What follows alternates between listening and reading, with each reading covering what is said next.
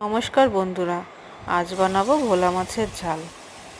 তো প্রথমে কড়াইতে তেল গরম করে মাছগুলো ভেজে নিচ্ছি। এভাবে মাছগুলো ভেজে নিয়েছি। এবার একটা পেস্ট মশলা বানিয়ে নেব। তো এখানে গোটা জিরে আর সর্ষে প্রথমে শুকনো গুঁড়ো করে নেব। শুকনো গুঁড়ো করে নিয়েছি। এবার কাঁচা লঙ্কা আর জল দিয়ে পেস্টটা বানিয়ে নেব। এখানে মাছ ভাজার তেলে কালো জিরে ফোড়ন দিয়েছি। এবার আলুগুলো ভেজে নেব।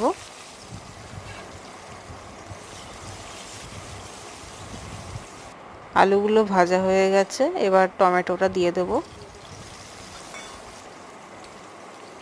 এবার পেস্টটা দিয়ে দিলাম।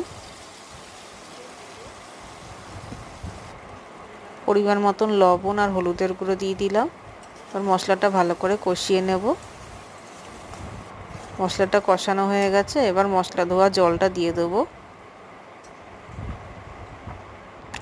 জলটা ভালো করে ফুটে উঠলে ভেজে রাখা মাছগুলো দেব।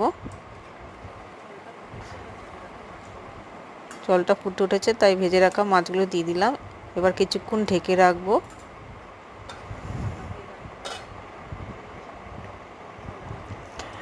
মাছ তো হয়ে গেছে, আলুগুলোও সেদ্ধ হয়ে গেছে। তো আমার ভোলা মাছের ঝোল তৈরি হয়ে গেছে। প্লিজ সাবস্ক্রাইব করে পাশে থাকবেন। ধন্যবাদ।